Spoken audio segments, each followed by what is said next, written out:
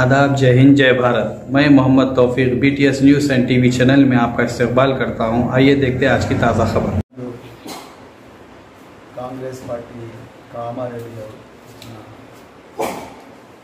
डिक्లరేషన్ పూర్తి స్థాయిలో అమలు చేయాలని, మరి ముఖ్యంగా స్థానిక సంస్థల్లో బీసీలకు 42% రిజర్వేషన్లు ప్రకటించాలని చెప్పేసి గత 6 రోజులుగా ఆమరణ నిరాహారదీక్ష చేస్తున్న టీఆర్ఎస్ రాష్ట్ర నాయకులు జక్కని సంజయ్ కుమార్ గారు, అదేవిధంగా హిందూ బీసీ మహాసభ నాయకులు సిద్ధేశ్వర్ గారు వారిద్దరిని కూడా ఈరోజు టీఆర్ఎస్ పార్టీ తరఫున పరామర్శించడానికి రావడం జరిగింది.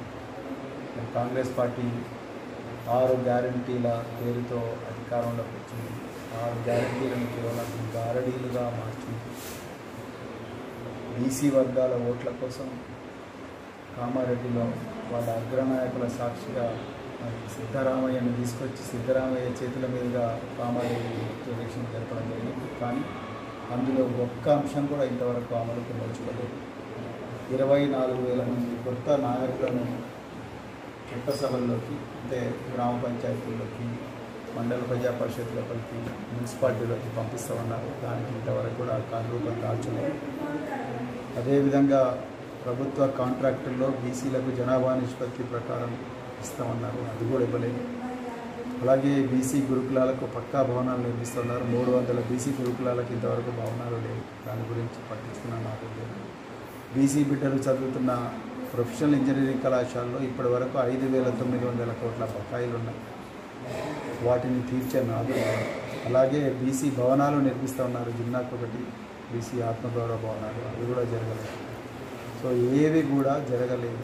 ఇప్పుడు ప్రజలు రేవంత్ రెడ్డి గారు అనుకుంటున్నారు ప్రజలు నా 6 గ్యారంటీలను మర్చిపోయారు, మళ్ళీ నేను పాత పద్ధతుల్లోనే ఎన్నికలు చేసుకోవచ్చని అనుకుంటున్నాను. సో అందుకొరకే ఈరోజు ప్రభుత్వం దీని గురించి మాట్లాడడం లేదు. బీసీల హక్కు, బీసీలకు ఏదో బిచ్చమేమని అడుగుతలేరు, అవసరం లేదు. బీసీలు ఆత్మగౌరవం ఉన్న బిడ్డలు. మరి ఆ పరిస్థితుల్లో మరి బీసీలు వాళ్ళు అడుగుతున్నది మా వాటా మాకు ఇవ్వమని అడుగుతున్నారు. ఈరోజు ప్రభుత్వం మరి వాళ్ళ ఓట్లతో వచ్చినది, మీ ఓట్లతో ఒక్కరితోనే కాదు, బీసీల ఓట్లు కూడా ఉన్నాయి. 50% బీసీలు ఉన్నారు, 52% రాష్ట్రంలో ఉన్నారు. వాళ్ళ జనాభా నిష్పత్తి ప్రకారం వాళ్ళు 52% అడుగుతున్నారు, 42% మీరు డిక్లేర్ చేసిందే వాళ్ళు అడుగుతున్నారు. మరి దాంట్లో కూడా ఇంతవరకు పురోగతి లేదు. ఇప్పుడేమో జనాభా గణన చేసిన తర్వాత అడుగుతాను. మరి జనాభా గణన చేయడం కోసం ఇప్పటి వరకు మీరు చేపట్టిన చర్యలేదు. మీరు బీసీ కమిషన్ని సంప్రదించారా, వాళ్ళు విధి విధానాలు నిర్ణయించారా, లేకపోతే ఇంకేమన్నా చేసి జనాభా గణన చేయడానికి ఎన్ని వేల సంవత్సరాలు అవుతుంది? ఒక 5 రోజుల్లో బీసీ జనాభా గణన చేయొచ్చు. కేసీఆర్ గారు 2014లో తెలంగాణ సమగ్ర కుటుంబ సర్వే ఒక్క రోజులోనే చేశారు. మీరు కూడా ఒక్క రోజులోనే బీసీ జనాభా గణన చేసి అక్కడిదక్కడనే తేల్చేయండి. బీసీ పాపులేషన్ ఎంత, రిజర్వేషన్లు ఏ ప్రాంతాల్లో ఎక్కడెక్కడ ఇవ్వాలి అనేది, మహిళలకి ఎంత ఇవ్వాలి, బీసీ జనరల్కి ఎంత ఇవ్వాలి, బీసీ మహిళలకి ఎంత ఇవ్వాలి అని అంతా కూడా మీరే చేయొచ్చు. మరి ఇదంతా చేయకుండా దొడ్డిదారిన ఏదో గ్రామ పంచాయతీ తర్వాత మండల ప్రజా పరిషత్తు మిగతా స్థానిక సంస్థల ఎలక్షన్లను కూడా జరపాలని ప్లాన్ చేస్తే మాత్రం ఊపినది లేదు.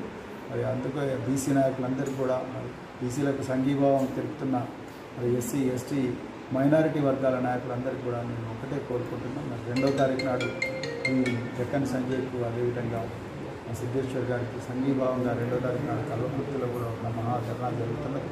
రాష్ట్ర వ్యాప్తంగా బీసీ రిజర్వేషన్లు అమలు చేసేదాకా, కామారెడ్డి డిక్లరేషన్ తూచా తప్పకుండా అమలు చేసేదాకా పెద్ద ఎత్తున పోరాటం చేయాలని, ఆ పోరాటానికి బీఆర్ఎస్ పార్టీ సంపూర్ణ మద్దతు, కేసీఆర్ గారి ఆశీర్వాదం ఉంటుందని చెప్తూ మరొకసారి జై తెలంగాణ, జై బీసీ, జై ఫూడర్.